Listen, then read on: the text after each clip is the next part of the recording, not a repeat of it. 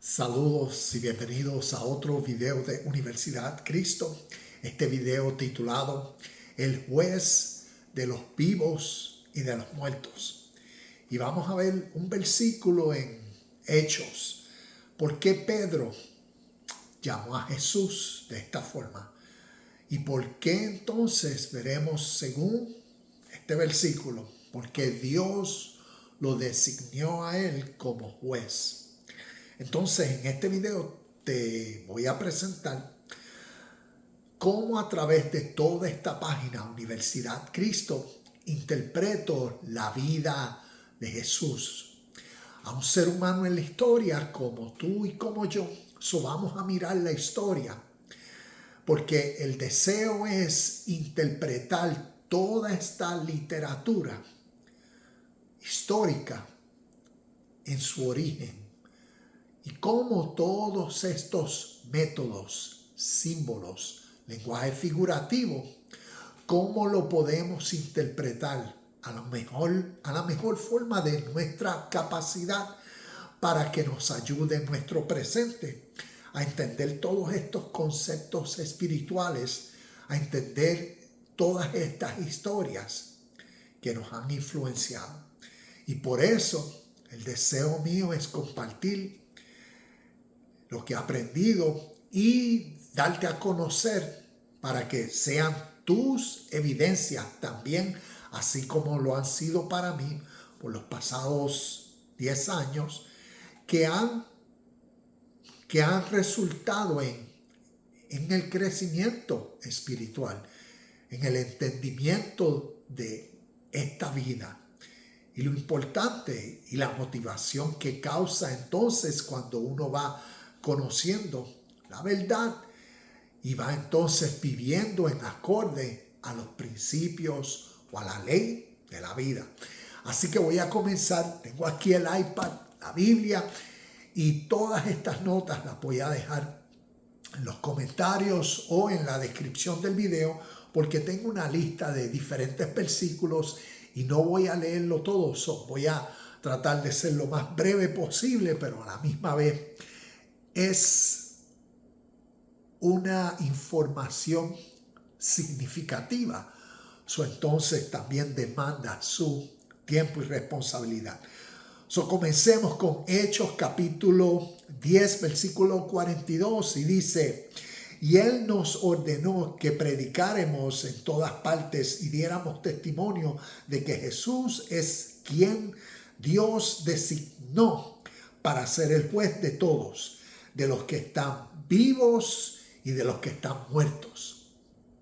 Entonces voy a leer, esta versión es la Nueva Traducción Viviente.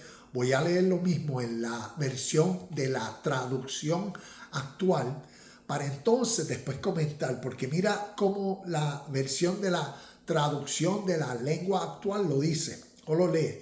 Hechos 10:42 dice: Jesús nos ha encargado anunciar que Dios lo ha nombrado juez de todo el mundo y que Él juzgará a los que aún viven y a los que ya han muerto. Entonces, ¿cómo podemos entender esto? Y especialmente a los que ya han muerto. Recuerda, estamos leyendo literatura de hace 2000 años atrás. Necesitamos procurar entender el contexto histórico, qué esto significó, pudo haber significado para esta audiencia hace más de 2000 años. Es como decir, ¿cuál fue la vivencia? ¿Cómo esto se expresó? ¿Se vivió? ¿Cómo fue la realidad en su contexto? Porque estamos leyendo historias sobre la vida de Jesús y sabemos que Jesús nunca escribió. Entonces, todos los escritos que tenemos, como Mateo, Marcos, Lucas y Juan, vienen a ser, estos evangelios fueron escritos más de 50 años después de la vida de Jesús. Necesitamos entender y procurar conocer históricamente qué fue lo que la vida de este hombre en la historia, Jesús, cómo posiblemente pudo ser. Para comprender lo escrito a través de los evangelios en un lenguaje figurativo, para procurar entender a través de símbolos, a través de parábolas, el espíritu de la vida del hombre que manifestó una realidad sobrenatural, y cómo los evangelios nos cuentan esas verdades espirituales, para que entonces, a través de la correcta interpretación, uno pueda recibir el mensaje, el entendimiento de la posibilidad también de uno de esta vida. ¿Por qué? Porque la realidad del juez es presente. Entonces uno quiere ser atento, entender, para que resulte en cómo uno va a vivir. Entonces vamos a tratar de definir a qué se refiere con esos que ya han muerto, qué eso representó en el pasado, a quiénes se refería con los que ya habían muerto. Tengo como respuesta que la parábola del sembrador nos da la respuesta, y la parábola del sembrador se encuentra en Mateo capítulo 13, versículos del 1 al 23. Pero me voy a enfocar en unos ciertos versículos que entonces nos va a dar la respuesta de esos que ya han muerto. Los que ya han muerto se refiere al estado presente de los describidos en la parábola en los versículos del 19 al 22. Cuando vamos a esa parábola en Mateo capítulo 13, buscarla aquí rapidito y a leer esos versículos del 19 al 22, describe de estas cuatro, personas. Nos dice, el versículo 19 dice: las semillas que cayeron en el camino representan a los que oyen el mensaje del reino y no lo entienden. Vemos los muertos, porque está hablando de personas naturalmente vivas, pero entonces su vida demuestra lo que en términos espirituales se le llama a uno que está muerto. Y por eso en la parábola nos describe esa realidad presente, porque tanto históricamente estaba describiendo el estado presente de personas, pero a través de la historia de la humanidad hasta nuestro presente podemos entender que describe la misma realidad, el mismo estado de las personas. Entonces las semillas que cayeron en el camino representan a los que oyen el mensaje del reino y no lo entienden. Y por cuanto no lo entienden, pues no pueden vivir lo que no entienden. Tú no puedes dar lo que no tienes. Entonces viene el maligno y arrebata la semilla. ¿Ves? Por cuanto no entendieron quién es el maligno que arrebata la semilla a través de los evangelios, ese maligno viene a ser el ser. Está describiendo la naturaleza del ser humano, que por los deseos, que por tantas cosas que en su contexto lo han formado, pues le roba, le quita. Y está hablando en lenguaje figurativo. No se refiere a un maligno, a alguien que está por allá afuera. No, se refiere a todo esto, se está refiriendo a lo que naturalmente el ser humano vive. Y a través de la historia nos lo describe esa realidad natural a través de un lenguaje simbólico, figurativo, que entonces por eso demanda que se interprete correctamente. Por eso hay que discernir lo espiritual espiritualmente, porque nos está hablando precisamente, exactamente de lo que vivimos. Y si no lo entendemos, vamos a ser como eso, que por cuanto no entienden la semilla que ha sido sembrada, el maligno, que el ser egoísta de uno mismo por las ambiciones y por tantas cosas, se roba esa verdad eterna. Entonces continúa el versículo 20, dice, las semillas sobre la tierra rocosa representan a los que oyen el mensaje y de inmediato los reciben con alegría, pero como no tienen raíces profundas, no duran mucho. En cuanto tienen problemas o son perseguidos por creer la palabra de Dios, caen. Los otros son, en el verso 22, las semillas que cayeron entre los espinos representan a los que oyen la palabra de Dios, pero muy pronto el mensaje queda desplazado por las preocupaciones de esta vida y el atractivo de las riquezas, así que no se produce ningún fruto.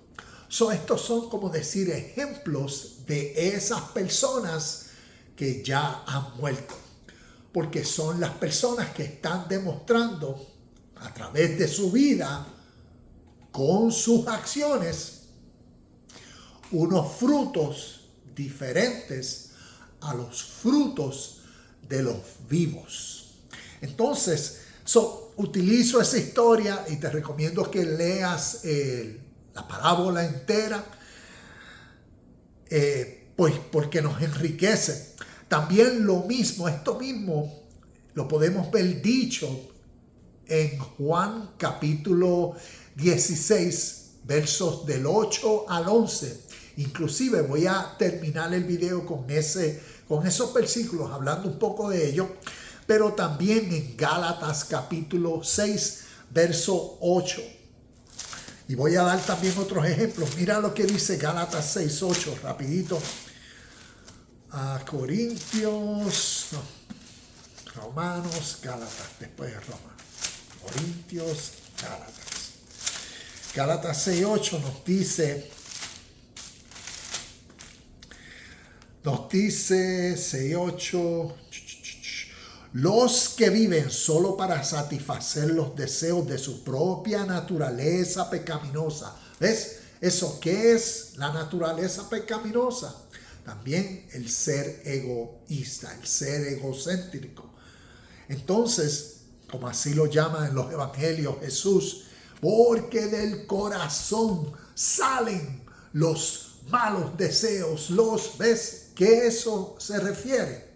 A esta realidad de la mente y cómo el proceso natural de pensamientos que vienen a resultar en acciones. Y esas acciones son, ¿de dónde salen?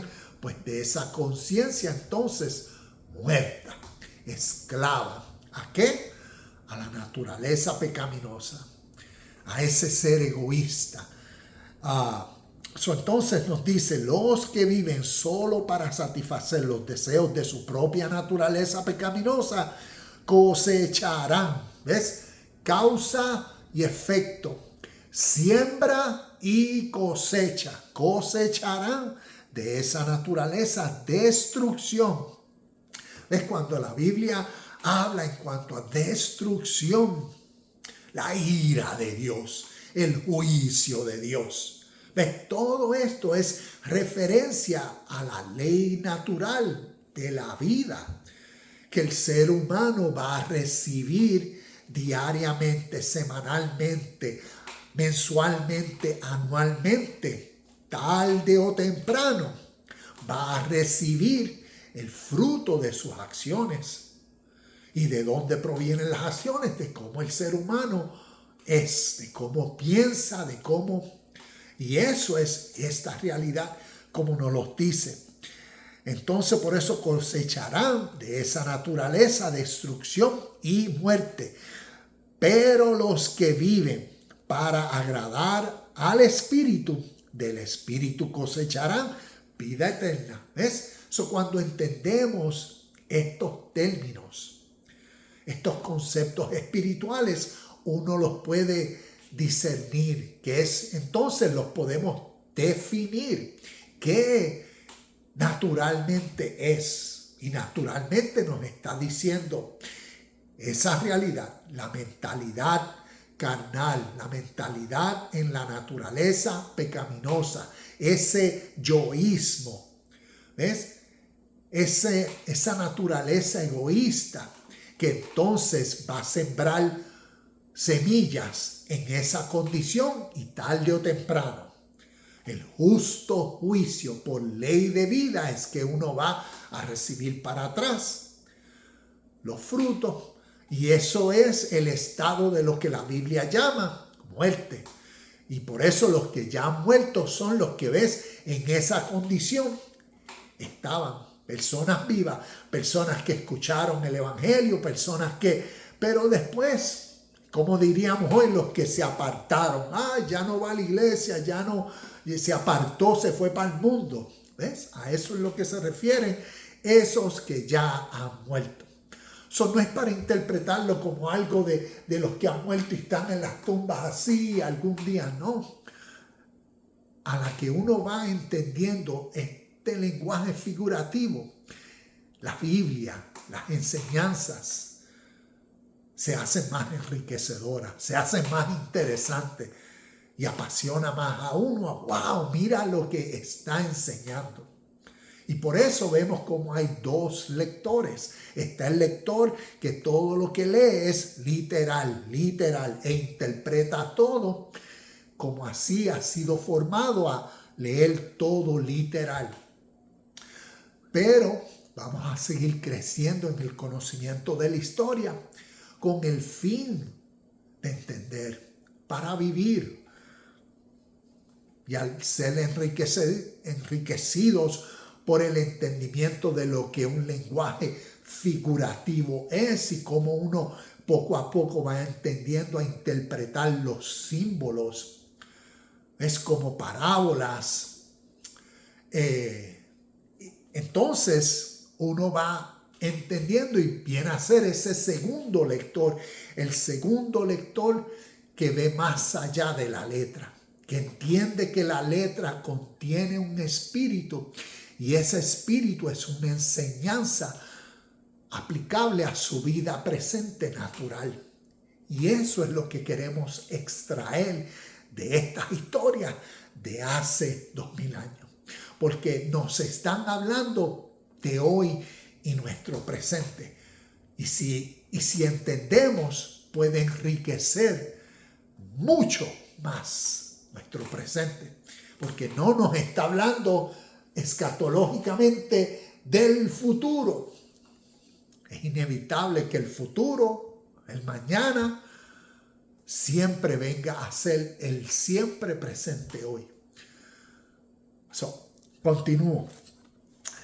Entonces, ya leímos Gálatas 6:8 y vemos la naturaleza del juicio. Ley de causa y efecto, ley de siembra y cosecha. Nadie se escapa diariamente de esa verdad y a través de las historias inspiradas nos quieren enseñar esa realidad de la vida. Entonces, por eso, tengo aquí una pregunta y dice, ¿en qué sentido Jesucristo fue el juez de los vivos y de los muertos, según Pedro, escogido por Dios? Entonces, la respuesta que comparto, miremos a Jesús tanto en lo espiritual como en lo natural. Entonces, vamos a mirar el contexto histórico de la vida de Jesús. Y aquí en esta página, Universidad Cristo, pues comparto que Jesús fue un judío de nacimiento, pero por lo que leemos en los evangelios, por lo que leemos en las enseñanzas,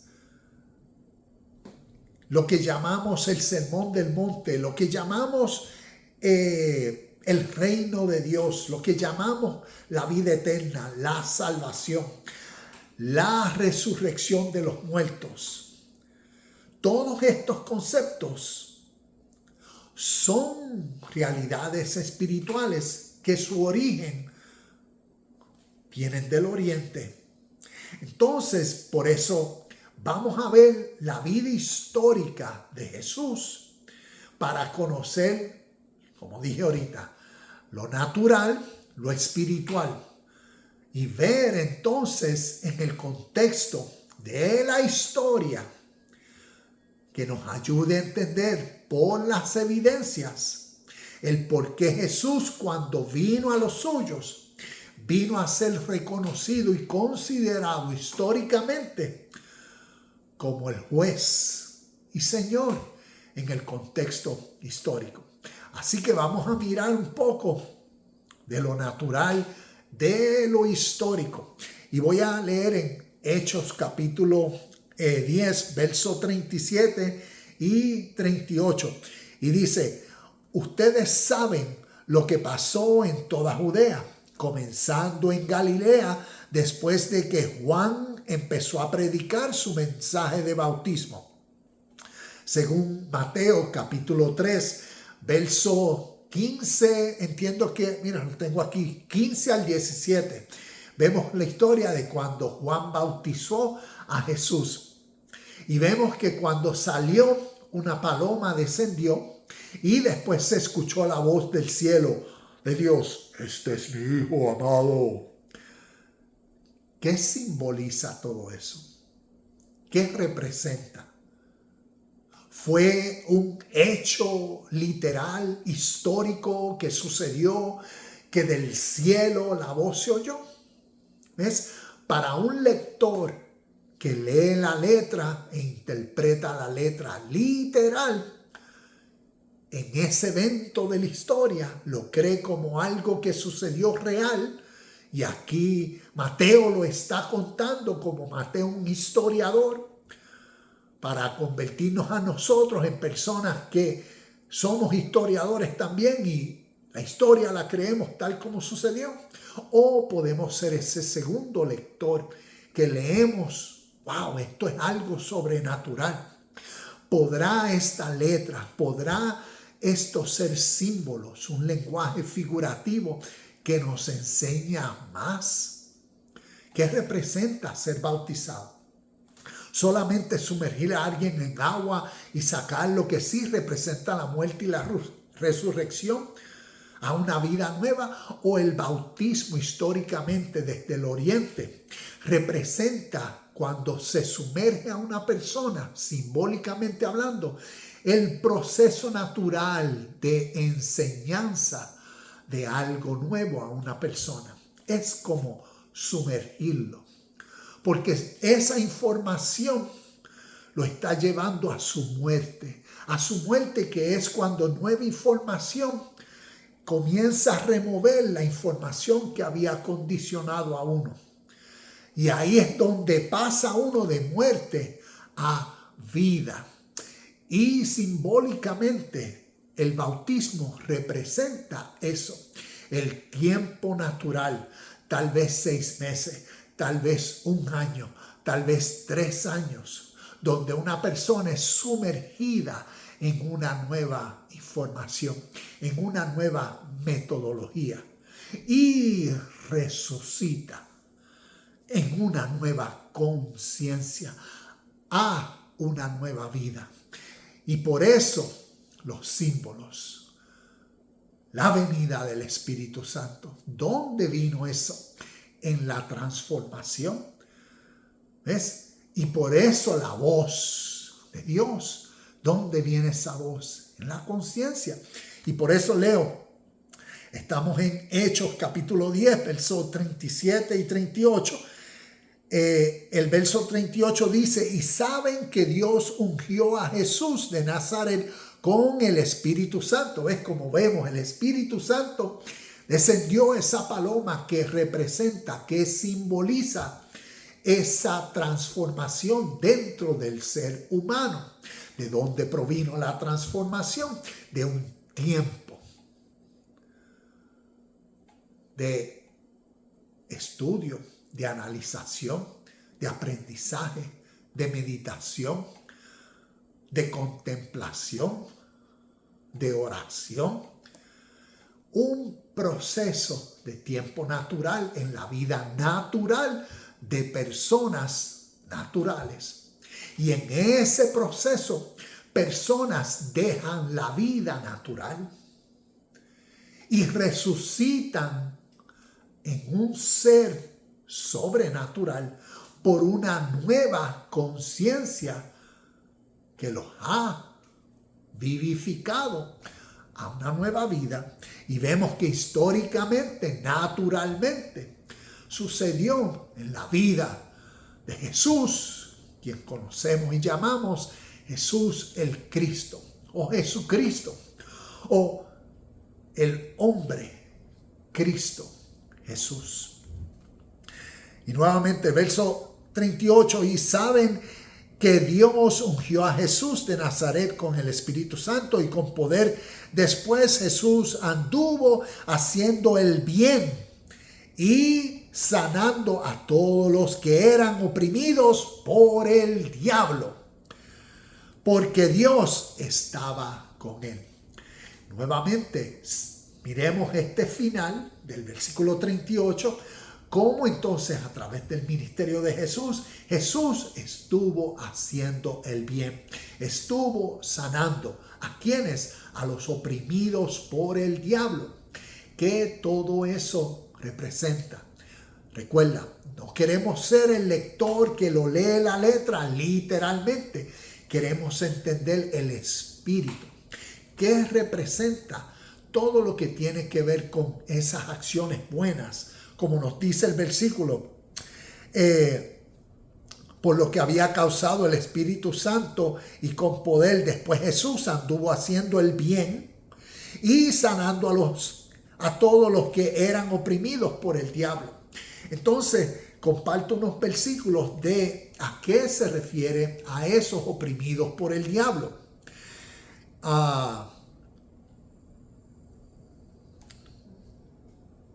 Versos, los oprimidos por el diablo. Versículos como Mateo 11. Por eso históricamente hablando, aprendemos de la vida de Jesucristo como el juez de los vivos y de los muertos. El ministerio de Jesús sanando a los oprimidos por el diablo. Mateo capítulo 11, verso 5. Mateo 11, 5, y voy a leer algunos de los ejemplos y tengo aquí una lista y los voy a dejar. Mateo 11, 5 dice, Jesús les dijo, regresen a Juan y cuéntenle lo que han oído y visto. Los ciegos ven, los cojos caminan bien, los leprosos son curados, los sordos oyen, los muertos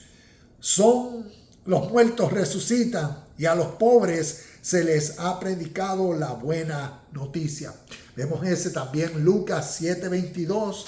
Vamos a ver Lucas 7:22 rapidito.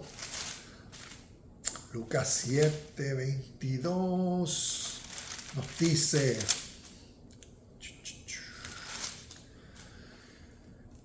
7:22 dice, luego les dijo a los discípulos de Juan, regresen a Juan y cuéntenle lo que han visto y oído. Los ciegos ven, los cojos caminan, los leprosos son curados, los sordos oyen, los muertos resucitan y los pobres se les predica la buena noticia.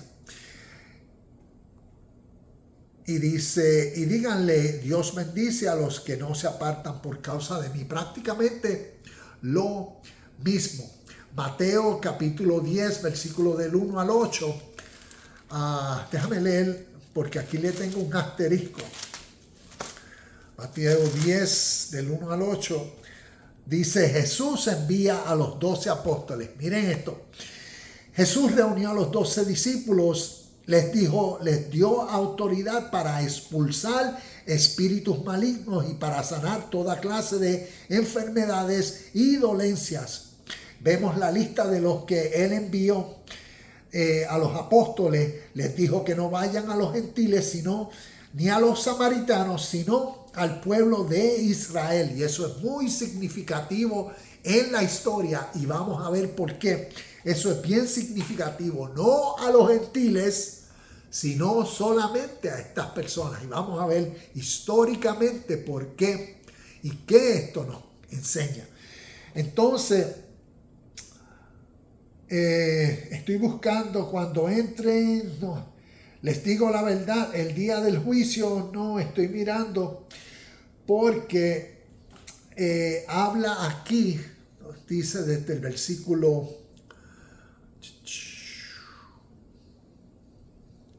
1 al 8, pues porque una de las cosas que Jesús le dijo cuando le dijo que resucitaran, cuando envió Jesús a los discípulos, les dijo: sanen a los enfermos, resuciten a los muertos. ¿Por qué no vemos historias de quiénes fueron los muertos que los discípulos resucitaron? Según cuando él envió a los 12 apóstoles. Entonces, ¿qué todo ese lenguaje nos enseña? ¿Qué representan los espíritus inmundos? ¿Qué representan los oprimidos por el diablo? Y como hablé anteriormente, lo mismo que representa el maligno, lo mismo que representa el diablo, tiene que ver con este lenguaje figurativo a esa naturaleza del hombre, lo que la Biblia llama la naturaleza pecaminosa. Entonces, eso es lo que aquí simbólicamente causa, y lo vemos como enfermedades. Por eso los demonios, los espíritus inmundos, los espíritus malignos, ¿a qué eso se refiere? A los pensamientos impuros, injustos, malos, que nacen o que gobiernan la vida del ser humano. Y por eso en esa mentalidad mala va a producir malos frutos, malas acciones. ¿Y qué va a vivir? Consecuencia, dolor y sufrimiento, el juicio y la ira de Dios. Nos está hablando de la ley de causa y efecto, que nadie nunca en la vida y en la historia se escapa de esa realidad siempre presente. Y aquí nos está hablando en lenguaje figurativo del estado de personas y cómo los llaman: enfermos, endemoniados, paralíticos, ciegos. ¿Ves? No está hablando de ciegos de aquí físico, sino ciegos, sordos. Por eso vemos en otras ocasiones, como estaba mirándolo ahorita, en Mateo capítulo 13, versículo 16, habla sobre los bienaventurados, los que ven y los que escuchan. Algo así dice el texto. Pero ves, cuando uno estudia a profundo quiénes son los que ven y a qué se refiere, quiénes son los que escuchan y a qué se refiere, ¿por qué son bienaventurados? Porque espiritualmente nos está diciendo algo más significativo, no para quedarse en la letra. Entonces, tanto los ciegos que fueron curados, los sordos que fueron sanados y todas esas curaciones milagrosas que a través de los evangelios vemos, nos podemos quedar como el lector que las lee literalmente y ves, mira lo que Jesús hizo, y por eso Él es Dios, por eso es el ser sobrenatural, porque cómo sanó a todas estas personas, a paralíticos, cómo resucitó a Lázaro. Y todo esto nos está dando ejemplo del estado de la vida de muertos. del estado de la vida de aquellos que son, como nos dice el versículo, de los que son, ¿cuál es la palabra? Que están siendo, voy a buscar la palabra en Hechos, oprimidos por el diablo. ¿Ves? Los que están siendo oprimidos por el diablo. Está hablando de esos seres humanos que en su vida son ignorantes de todo lo que el reino de Dios es. Y por eso, por ser ignorantes, están viviendo en lo que los evangelios llaman el diablo. Están viviendo en su pasión, en la vida de sus deseos. Y qué influencia esa vida, esa mentalidad y todo el mundo del exterior. ¿Ves? Lo que aparenta ser la ilusión de la vida. Y en eso el ser humano vive para satisfacer los deseos y así son oprimidos por el diablo, por su naturaleza egoísta y egocéntrica. Por eso cuando vemos la historia de Mateo capítulo 4, versículos del 1 al 11, vemos que fue inmediatamente, como ahorita hablaba, de cuando Juan el Bautista bautizó a Jesús. Vemos como la paloma, la voz de Dios, y después nos brinca al capítulo 4, y el Espíritu llevó a Jesús para ser tentado en el desierto. ¿Por quién? Por el diablo y Satanás. ¿Y qué nos está diciendo eso naturalmente? Nos está hablando del ser humano en la historia, que naturalmente la vida diariamente le va a dar pruebas para ver en qué sintonía vive. Y vemos el Jesús, el Cristo, en la historia, como en Mateo capítulo 4, versículo del 1 al 11, nos demuestra esa realidad natural que el ser humano experimenta dentro de sí cuando en su vida se levantan deseos. Esa voz interna, el diablo dentro del ser humano. ¿Quién es? La voz de los deseos.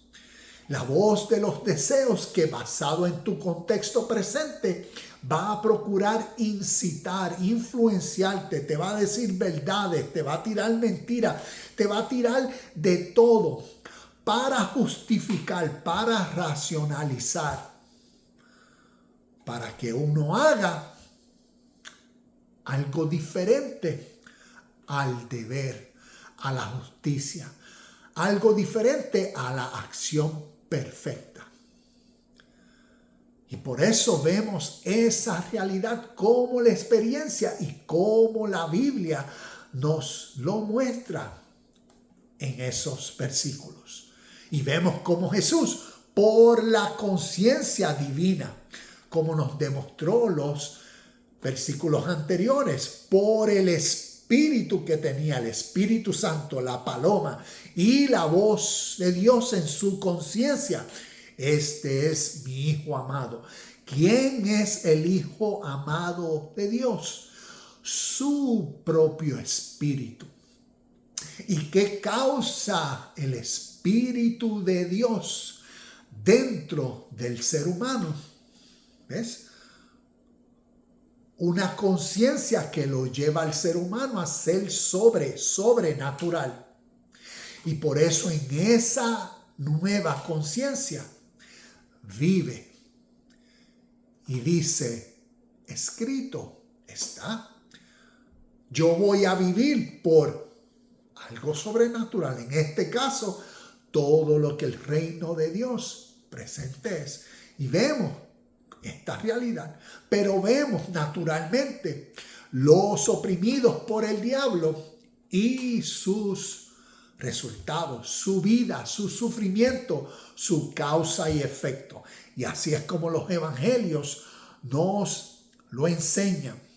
Entonces, para ver la historicidad de la vida de Jesús, entonces tenemos que mirar la historia. Cómo un ser humano pudo ser un ser sobrenatural. Es a través de la religión y la tradición de fe judeo-romana cristiana que nos enseña. Jesús fue como fue, hizo los milagros. ¿Ves? Todos los milagros que leemos es porque Él era Dios, ser humano, un ser divino. 100% humano, 100% divino. Y así era un ser sobrenatural. Y no, miremos la historia por la verdad de la historia. Y la verdad nos libertará de conceptualizaciones, de ideas, de teologías, de seres humanos creadas muchos años después de la vida histórica del Jesús de la historia, para formalizar sociopolíticamente lo que hoy las religiones occidentales han venido a hacer, fuertes para el beneficio de los gobernantes. Entonces, por eso tenemos que conocer la historia y discernir el espíritu, tanto en las historias que estamos leyendo en la Biblia, pero el espíritu de la historia, el espíritu presente. El espíritu me refiero a la evidencia real que seres diariamente demuestran por cómo viven. Sus acciones siempre demuestran su espíritu, ¿ves? La mentalidad que los ha formado, que los domina. Y ahí vemos el espíritu. Y nos ayuda a definir a través de la historia cómo seres humanos en la historia definieron a Dios y las características, las cualidades en su definición de Dios que le dieron a esta palabra Dios. Como resultado, por tal definición de Dios en su entendimiento, vivían, actuaban, hacían, decían, manifestaban, sacaban basado al entendimiento de Dios, expresaban la realidad entonces espiritual que los gobernaba dentro de ellos. Y vemos cómo a través de la historia, naturalmente, otros pueblos, otras lenguas, otras naciones reinterpretaron, le dieron nuevas definiciones a esta idea, a este principio que conocemos con la palabra Dios. Y necesitamos entender eso, porque por eso estas historias que llamamos la creación, ¿ves? El Génesis, son historias de comienzo, de creación, nuevas historias en la historia que están definiendo con nuevas ideas, con nuevos conceptos, con nuevos términos la palabra Dios. Y por eso vemos a un Dios, no a un Dios universal, sino a un Dios estatal que escogió solamente a un pueblo. A través de la historia, en la definición de Dios, uno de sus atributos o realidades, por ser una ley eterna siempre presente, es que es una realidad universal, siempre entre todos, por todos y para todos y en todo. Acá vemos ya en el transcurso de la historia en el occidente, vemos una nueva definición de Dios. Y vemos en sus historias, ¿ves? Por eso sus escribas, personas que entonces escribieron las nuevas historias, dejando atrás otras definiciones e interpretaciones de la misma palabra como esencia de la vida de todos. Ahora, para distinguir a un pueblo en la historia, crearon sus historias. Y por eso ves, en esas historias, es como decir, en las historias que llamamos Tanakh o Viejo Testamento, ahí fue donde nació el hombre Jesús en la historia. Y fue instruido en la sabiduría de sus historias, en sus héroes, Abraham, en su trayectoria, ¿ves? De cómo de un hombre, de esta simiente, cómo de este ser sale un pueblo. Esta nación escogida por Dios, ¿ves? Y vemos el cuento siendo formado. Y vemos históricamente que Jesús, judío de nacimiento, fue instruido en su tradición. Y estas fueron sus tradiciones. Pero entonces, conozcamos y miremos a la historia para evidenciar el por qué los evangelios demuestran unas características de Dios y un mensaje de Dios diferente al que vemos a través del Viejo Testamento. Entonces, por eso la historia nos ayuda. Y quiero comenzar con esto. Si aquí estamos leyendo literatura que llamamos literatura inspirada por Dios de Génesis hasta Apocalipsis, pues entonces escucha el origen de toda literatura inspirada por Dios. Porque este no es el origen. Aquí es parte. ¿Cómo decir? La Biblia históricamente forma parte en el medio de un vasto mundo de literatura espiritual o literatura histórica. Mucha de ella inspirada por Dios. La Biblia se encuentra en el medio.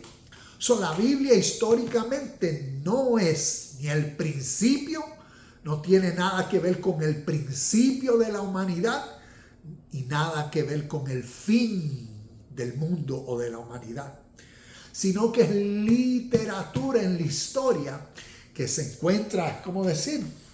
Naturalmente, ¿ves? En el medio de otra literatura, porque hay literatura que la antecede por miles de años. Y entonces también aquí tengo otra literatura. Déjame ver si puedo coger uno que... No, pero tenemos literatura que entonces está después. Esta se encuentra en el medio. Necesitamos históricamente entender eso. Para conocer del origen de literatura inspirada por Dios, te comparto. Los Upanishads.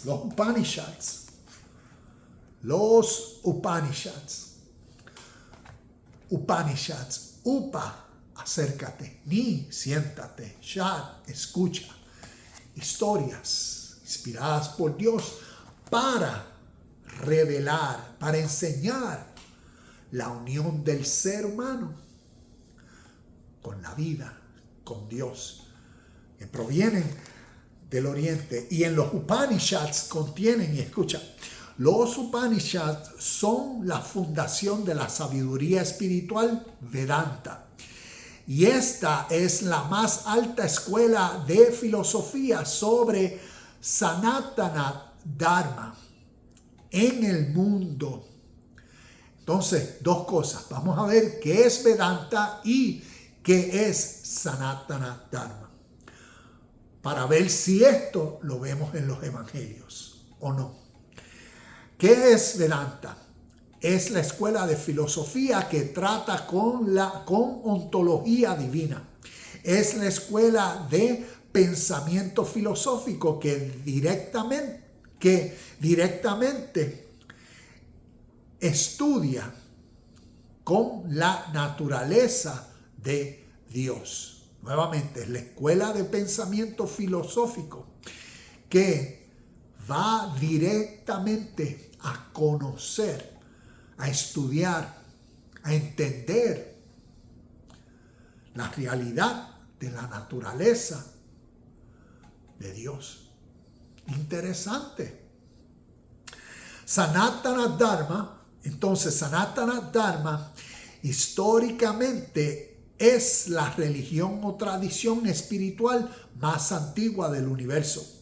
Contiene la sabiduría espiritual que ayuda a crecer diariamente, a encontrar paz, a conocer el significado y propósito de la vida. Y lo más significativo es que ayuda a conocer a Dios.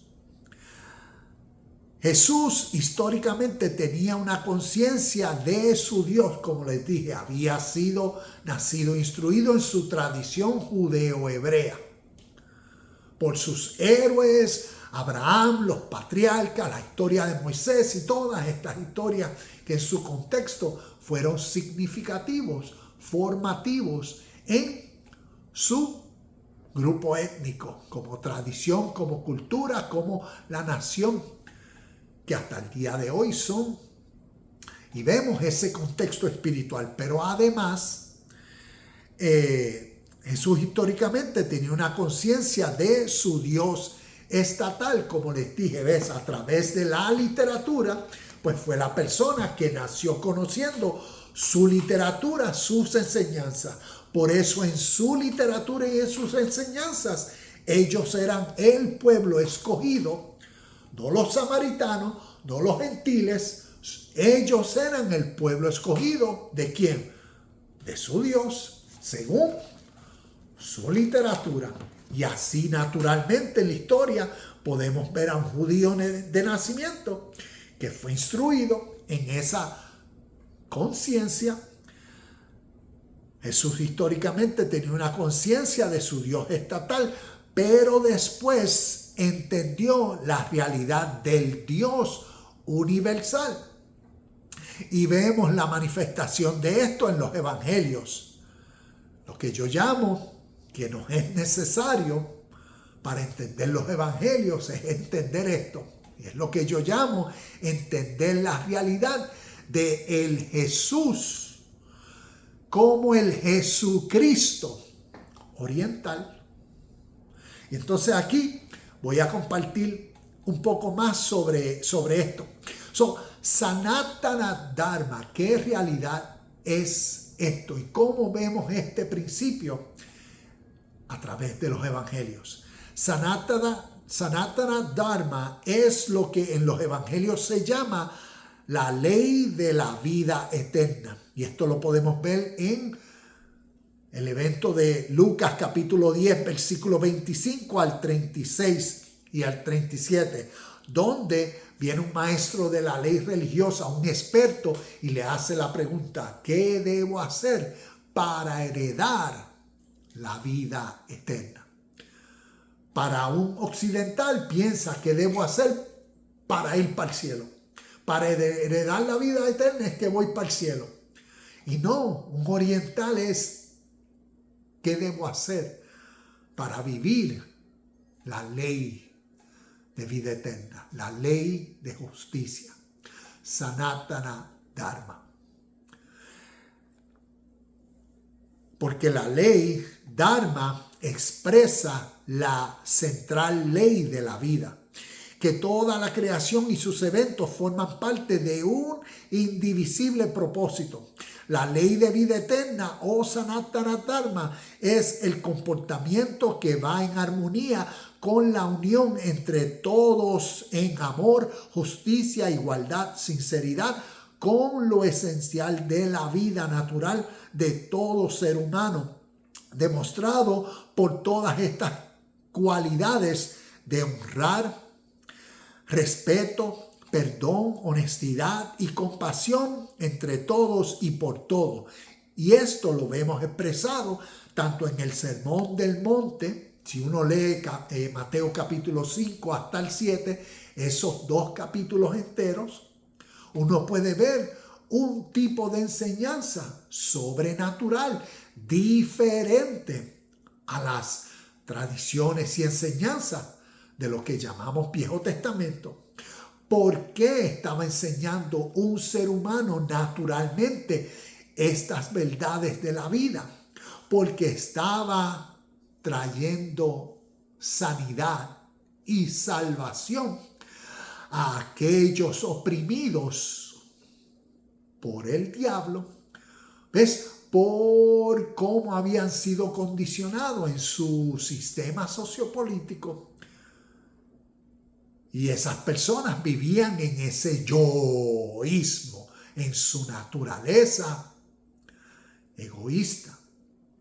Y vemos históricamente por principios de la historia, verdades, lo que estamos conociendo como Sanatana Dharma, la ley de la vida eterna, la justicia. Vemos entonces eso como evidencia a través de los evangelios, pero en especial el Sermón del Monte. Y como también en Mateo capítulo 6, verso 33, más primeramente procurar el reino de Dios y su justicia, ¿ves? Y todo lo demás añadido. ¿Qué está diciendo ahí? El mismo principio oriental, porque es una verdad, un principio espiritual. Aquí tengo a Coco que se levantó, estaba cogiendo una siesta y aquí está. Coco, dame unos minutos y vamos para afuera ahora. Terminamos. Entonces, el evangelio eterno, espiritualmente hablando, desde el oriente, lo resumen así. Y voy a dejar esto para que busques y profundices en esto. Sat Chit Ananda Atma. ¿Qué es eso? Vamos a ver. Nuevamente, el evangelio eterno, espiritualmente hablando, desde el oriente, se resume así: Sat Chit Ananda Atma. Esto es el evangelio o buena noticia resumido. Sat Chit Ananda Atma es una frase sagrada con la que los orientales denominan el absoluto, a Dios, y el estado de unión con Él. Por eso vemos en Juan 10:30, yo y mi Padre somos uno. ¿Cómo un ser humano puede decir eso? Por la nueva conciencia que lo eleva a una vida sobrenatural. Y por cuanto es una realidad espiritual, está compartiendo esa verdad. Sat Chit Ananda Atma es una frase sagrada con la que los orientales denominan el absoluto, Dios, y es el estado de unión con Él. Está compuesta de 4 elementos. Sat, mira lo que Sat significa: la única realidad, el ser, la verdad, Dios. Chit, la conciencia absoluta. Está la conciencia del ser humano, está la mentalidad que uno desarrolla. Pero ¿qué sería tener la conciencia universal? ¿Qué sería lo que nos dice aquí? La conciencia absoluta, que es un entendimiento sobrenatural, que espiritualmente hablando es. Y tal vez nosotros en nuestras religiones, pues como si hemos sido enseñados la letra que leemos a través de nuestras religiones, solo lo que entendemos es lo que creemos. Pero hay una metodología espiritual que desde su origen lleva al ser humano a un estado sobrenatural para que en su presente o vive natural, porque el ser humano escoge diariamente causa y efecto, o puede aprender a cómo diariamente ser el ser sobrenatural. Y eso es lo que los evangelios nos enseñan. unas enseñanzas espirituales para que cada ser humano en su contexto, en su presente, en su hoy, en su vida, conozca cómo puede ser un ser sobrenatural y viva en acorde a tal realidad, a tal presencia, a tal verdad, a tal posibilidad. Entonces, Chit es la conciencia absoluta. Ananda, ¿qué es Ananda? Lo que llamamos rapto. Arrebatamiento. ¿Y qué es eso? Mira esto. Los principios que desde el oriente hablan y enseñan. Y los vemos en los evangelios. Y Nuevo Testamento. Y aquí es donde yo veo las evidencias. Y por eso comparto estos videos y esta página Universidad Cristo. Para crecer en el entendimiento. Ananda, un rapto. La experiencia de felicidad suprema. Como uno es harpazo, arrebatado, el rapto. ¿Dónde eso sucede? Sucede dentro de uno, en el instante del entendimiento, de la revelación, que simbólicamente ahí es uno arrebatado, sacado de este cuerpo, ¿de cuál? Del viejo ser, de esa naturaleza carnal, egoísta, a una divina. Y ahí uno pasa del ser mortal al inmortal, del ser humano, del ser natural, al ser espiritual, al ser divino. Y es causado por este proceso. Y estos términos espirituales nos ayudan a entender ese ananda, ese rapto, ese arrebatamiento que sucede como consecuencia de todo lo que uno percibe, entiende, se le revela, de todo lo que la vida es, de todo lo que Dios es. Y esa conciencia causa en uno una felicidad sobrenatural. Y a eso históricamente lo llaman el rapto.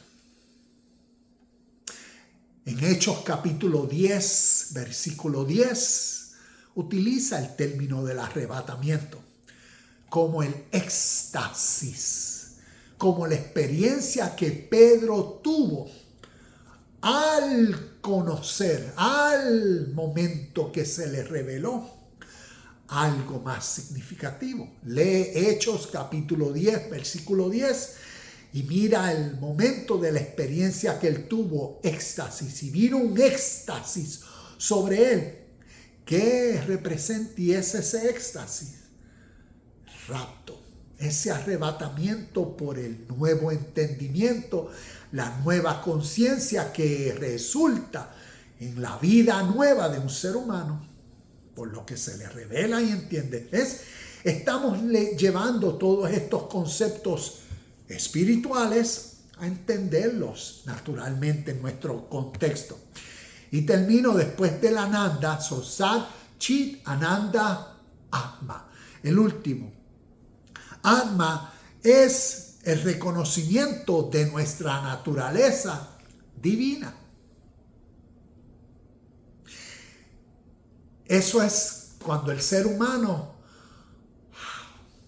reconozco que yo no soy este cuerpo que está subyugado a el mundo de los deseos, a la manzana en el palo, a la codicia, a la ambición, a la hipocresía, a los deseos, a la lujuria, a todas las cosas que llevan y como la Biblia nos describe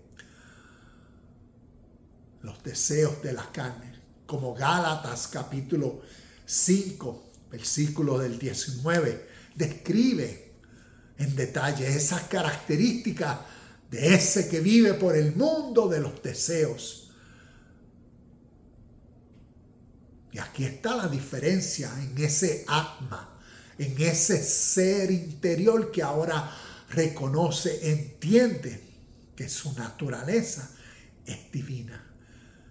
Y vemos cómo este principio de vida espiritual desde el oriente los llevan compartiendo, y cómo naturalmente veamos a un judío en la historia, Jesús, quien naturalmente vino a conocer de esta filosofía Vedanta que lo antecedía a tanto él como a su cultura por miles de años y que había influenciado al mundo de su contexto, tanto a los griegos como a los romanos, tanto a los egipcios como a los persas, tanto a los sumerios como a los babilónicos.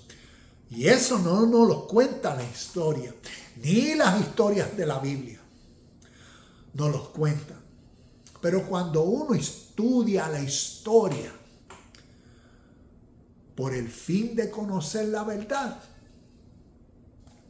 nos damos cuenta de muchas cosas y conocemos el origen de principios espirituales y podemos ver cómo naturalmente Jesús, al ser entonces bautizado en la metodología Vedanta, en las enseñanzas de conocimiento espiritual de Dios, de la realidad de Dios, universal entre todos, por todos, para todos y en todos, vemos cómo naturalmente un hombre, después de su experiencia, después de desarrollar su conciencia, vino a los suyos a hablarles del evangelio del reino de Dios. Y por eso decía, mi Padre y yo somos uno. Mi conciencia, mi revelación, mi entendimiento de esta verdad y mi vida y yo y mis acciones, somos uno. Y vemos cómo entonces, lo que yo llamo también, y he compartido en muchos de los videos, esos 18 años que la Biblia no menciona, desde que Jesús tenía 12 hasta que Jesús tenía 30. Eso es como decir un ejemplo. Y yo utilizo como decir, por ese tiempo estuvo aprendiendo de la sabiduría Vedanta, de la sabiduría oriental. Y solamente puede decir eso alguien que entonces ha estudiado, ¿ves? Ha estudiado, y hago esto con mucho, ¿sabes? Respeto, pero, ¿sabes? Porque le he dedicado, mira las notas, le he dedicado varios años al estudio de verso por verso de esta literatura, de la literatura de los Upanishads, lo mismo, y ahora estoy estudiando el Bhagavad Gita, y es más, esto van a ser varios años, pero uno ve y conoce el espíritu. No se trata de que una religión, no estamos hablando de religiones, como que una religión es mejor ahora y ahora hay que cambiarse para una religión. Salgamos de esa mentalidad que nos ha condicionado en tradiciones de fe y religiones. Y estamos hablando de la vida natural, de lo que se llama a través de la historia el espíritu por la cual uno vivir la vida. Por eso, amor, gozo, paz, felicidad, bondad, mansedumbre, fe, templanza, dominio propio, porque estas características, esta vida virtuosa, lo que revela el reino de Dios, nos demuestra que Dios como realidad espiritual no es una religión.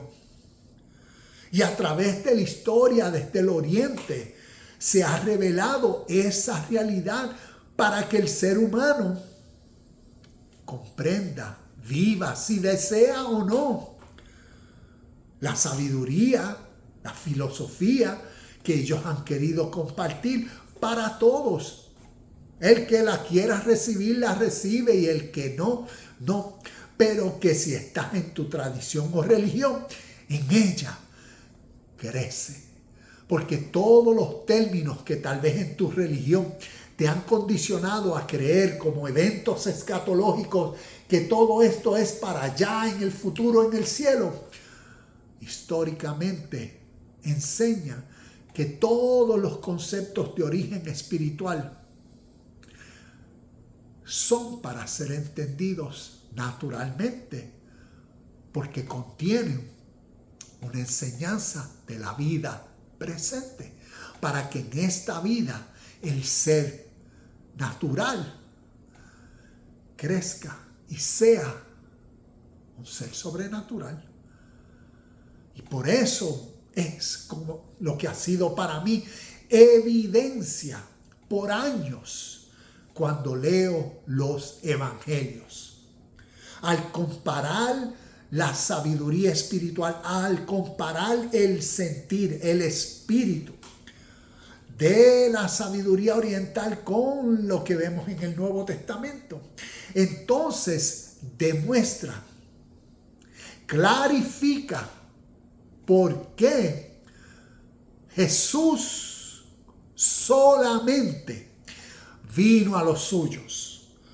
¿Por qué le dijo a los discípulos cuando los envió a los 12 y a los 70?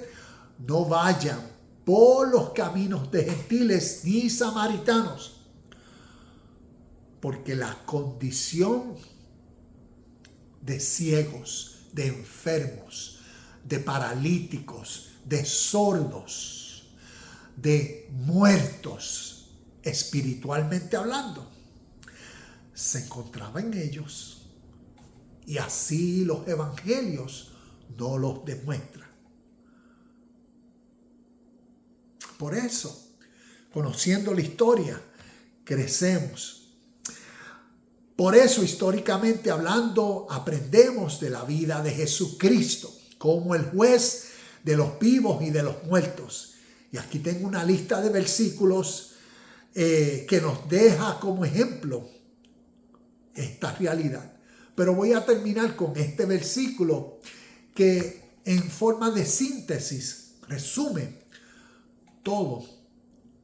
Y cómo podemos ver el ejemplo de Jesús, el ser humano, y la realidad siempre presente del espíritu de la vida, de Cristo. ¿Y por qué Pedro lo reconoció como el Señor y juez, y asimismo asignado según el libro de Hechos, asignado por Dios? Leo en Juan capítulo 16, verso 8 al 11. Juan capítulo 16, versos del 8 al 11. Unos versos conocidos, y espero que nos dé la revelación y entendimiento, porque es la realidad que estamos viviendo. Juan capítulo 16, versos 8 al 11 dice: Y cuando Él venga, convencerá. ¿Ves? Y cuando Él venga, vamos a entender este lenguaje figurativo. Y cuando Él venga, convencerá al mundo de pecado, de la justicia de Dios y del juicio que viene. Y aquí comienza a definir en el versículo 9. El pecado del mundo consiste en que el mundo se niega a creer en mí. Vemos históricamente, entonces, cuando miramos según los evangelios, estamos leyendo el libro de Juan, el evangelio de Juan, que nos cuenta la parábola.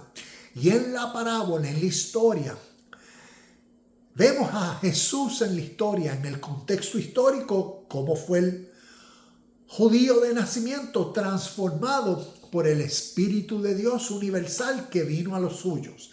Aquí en los evangelios, como parábolas, como cuentos de enseñanza espiritual, personifica lo que es el Espíritu de Dios, el Espíritu Santo, el Espíritu de la vida, el espíritu de la vida eterna, la justicia, el amor, la paz, todas estas cosas. El Espíritu Santo, el abogado defensor, el consolador. Todos esos subtítulos, nombres, representan a Cristo. Es como decir, y eso, Cristo representa a la realidad de lo que eternamente es Dios. Es el espíritu dentro del ser humano que motiva al ser humano a la vida perfecta. Y esa realidad es el camino, la verdad y la vida, ese espíritu. Por eso sin ese espíritu nadie puede ir al Padre, nadie puede ser uno con la definición que universalmente se le ha dado a Dios de el amor perfecto. Una persona que vive en odio, en apatía, en hostilidad, en guerra, no está demostrando el espíritu del amor perfecto. Por tal realidad, no es uno con Dios. Y aquí es lo que nos enseña. Por eso, Cristo, este espíritu dentro del ser humano que impulsa la vida verdadera, la vida justa, la vida perfecta, es el camino, la verdad y la vida. Y sin ese espíritu, nadie está unido a Dios en la definición que espiritualmente hablando, desde el oriente se le da a Dios. Y por eso en estos versículos, como nos dice, y cuando Él venga, ¿quién vino a través de las enseñanzas de Jesús en la historia? Quien vendría sería ese espíritu, ese sentir que naturalmente viene a través del entendimiento que renueva, ¿ves?, las conciencias de las personas. Es como decir, el ministerio de Jesús simboliza, representa, tipifica un bautismo que Jesús estaba haciendo, un bautismo espiritual, sumergiendo a la audiencia del primer siglo en las aguas del espíritu de vida eterna, para que murieran a la condición, al espíritu de su naturaleza egocéntrica y resucitaran, ¿ves?, en una nueva conciencia de un espíritu nuevo, de un sentir, a una nueva vida, hermandad, amor, gozo, paz, justicia, bien, felicidad. No violencia, no nada de eso, de hacerle mala, no, todas esas cosas pasaron. Vemos que y cuando Él venga, ese espíritu convencerá de pecado, ¿ves? Porque las personas al conocer la verdad, reconocen, yo estaba mal aquí. Eso es todo, el pecado es reconocer, yo estaba fallando a la marca aquí, yo estaba haciendo lo erróneo. ¡Bum! A la que uno reconoce lo malo que estaba haciendo, uno cambia, ahí viene el arrepentimiento, el cambio de mentalidad. Y por eso el texto, y cuando Él venga, convencerá al mundo de pecado y de la justicia de Dios y del juicio. Cuando el Espíritu viene, cuando esa conciencia confronta a uno, lo demuestra que es lo justo. Por eso, en un instante uno se da cuenta de estas tres realidades como ley de la vida siempre presente. Del pecado, de lo erróneo que uno está haciendo, porque ahora ve uno lo justo, lo correcto, lo perfecto de cómo uno puede vivir. Y después de eso, ¿qué viene? El juicio. Porque después de uno conocer lo verdadero, ya uno conoce qué es lo bueno y también por ley reconoce que estaba viviendo en lo erróneo, uno sabe qué es lo malo. Lo que queda es el juicio. ¿Y qué es el juicio? De ahora en adelante, ya que uno conoce el bien y el mal, ahora toda acción que tome va a darme frutos.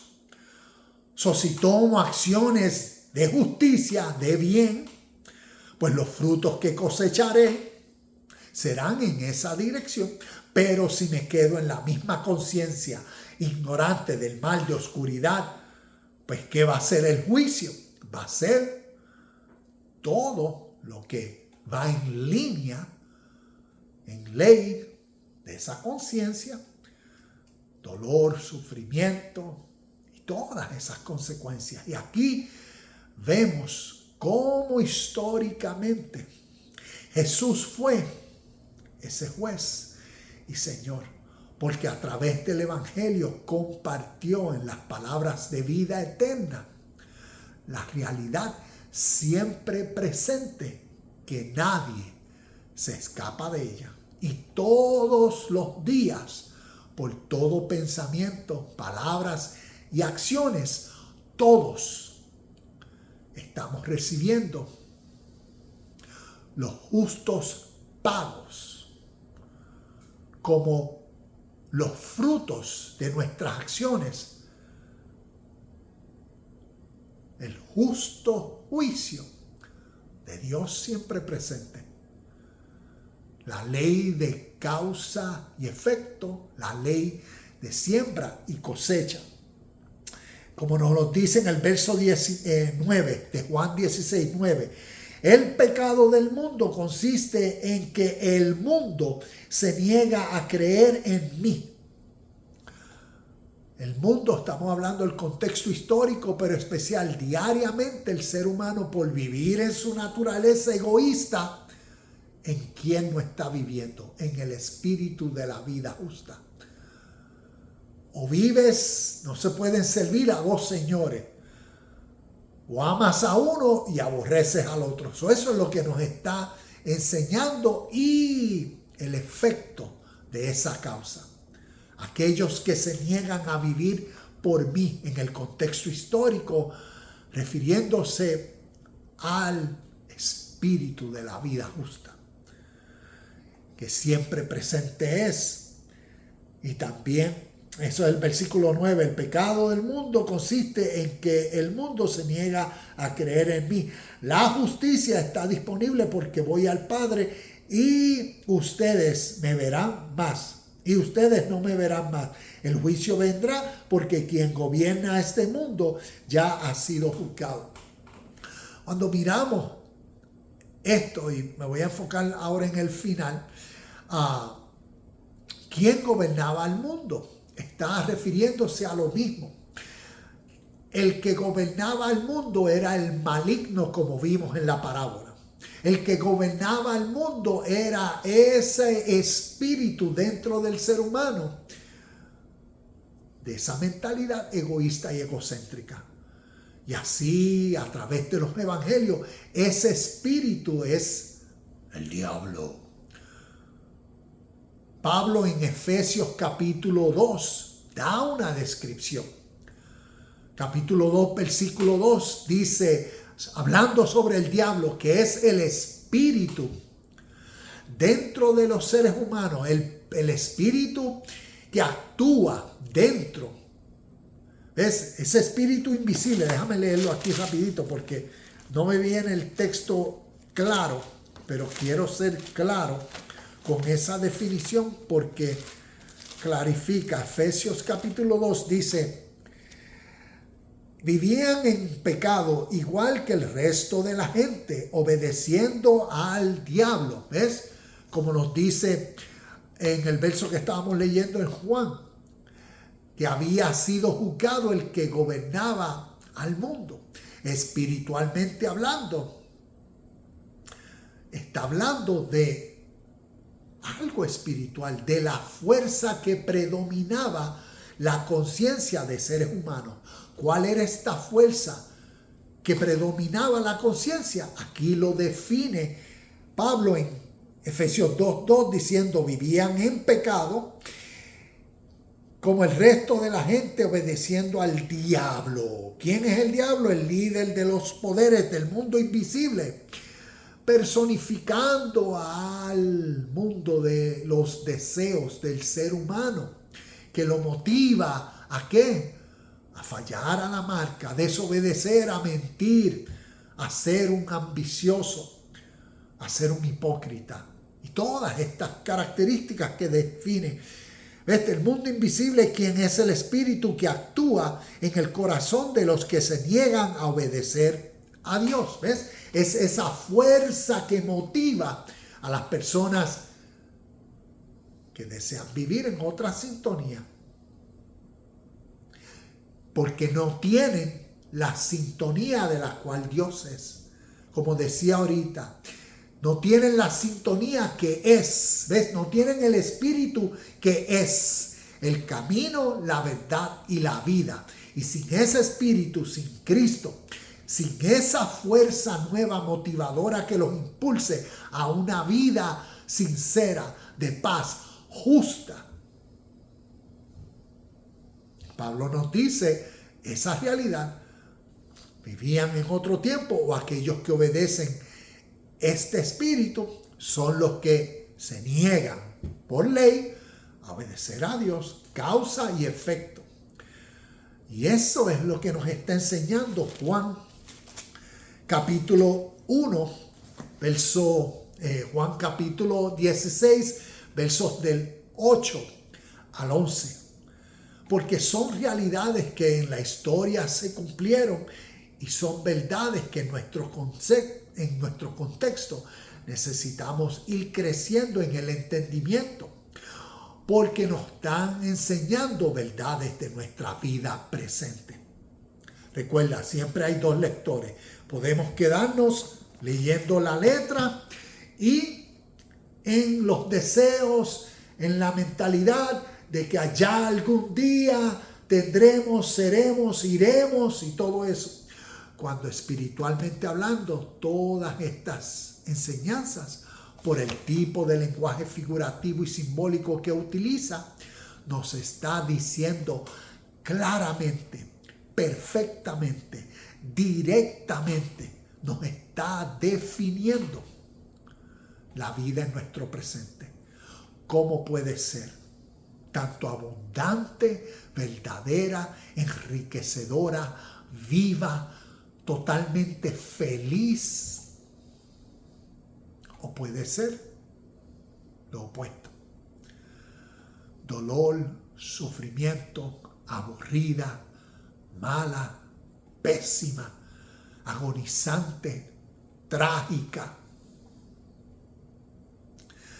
Y así es como desde la historia Jesús vino a ser, como el título, el juez de los vivos y de los muertos.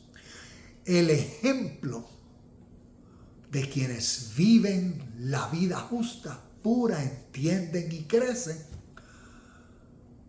Y por consecuencia, por ley, ha sido el testimonio también de los que se pierden, de los muertos, de los ignorantes, de los que sufren y padecen, porque están distanciados por ley de la vida, del Espíritu Eterno, del Sanatana Dharma, del reino de Dios y su justicia.